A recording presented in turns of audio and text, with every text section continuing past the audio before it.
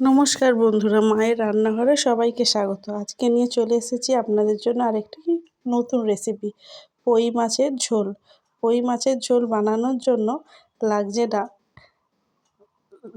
কই মাছ, লাউ ডাঁটা, আলু, পেঁপে আর কাঁচকলা। আগে আমি প্রথমে আনাজগুলোকে নুন হলুদ দিয়ে সেদ্ধ করে নেব। আর মশলার মধ্যে লাগবে আদা বাটা, জিরে বাটা, ধনে বাটা। আমি আনাজগুলোকে সেদ্ধ করতে বসিয়ে আমি এবারে ধনে আর জিরেটাকে বেটে নিচ্ছি। আমার বাটার সাথে সাথে মশলা বাটার সাথে সাথে আমার সেদ্ধও কিন্তু হয়ে গেছে।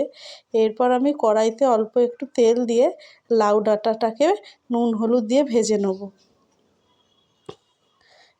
একটু আমার ভাজা ভাজা হয়ে গেলে তারপরে যে সেদ্ধ করে রাখা আনাজগুলোকে একটু নেড়ে নেব। এরপরে আমি কড়াইতে তেল গরম হলে মাছগুলোকে ভালো করে নুন হলুদ মাখিয়ে ভেজে নেব।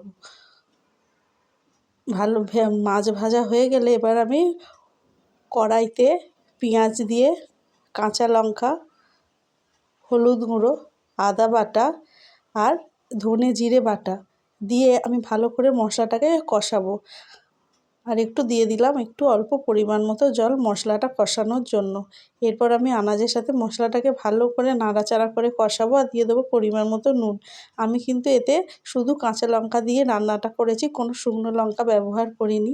এই গরমে যতটা হালকা খাওয়া যায় ততটাই কিন্তু ভালো।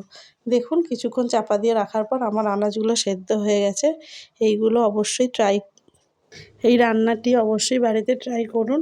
এই গরমে কই মাছের হালকা পাতলা ঝোল এটা কিন্তু খুবই ভালো লাগবে খেতে। আর বাড়িতে রান্না করে আমাকে অবশ্যই জানাবেন কেমন লাগলো আজকের এই ভিডিওটি। এই সব ঘরোয়া রান্না পেতে মায়ের রান্নাঘর চ্যানেলটি অবশ্যই লাইক, ফলো করতে থাকুন। আর যদি ভিডিও ভালো লেগে থাকে তাহলে কিন্তু শেয়ার করতে ভুলবেন না। নমস্কার। আজকের ঝোলটি কেমন লাগলো, মাছের ঝোলটি আজকে কেমন লাগলো অবশ্যই আমাকে কমেন্টে জানাবেন। আবার আসবো কালকে আরেকটি অন্য রেসিপি নিয়ে।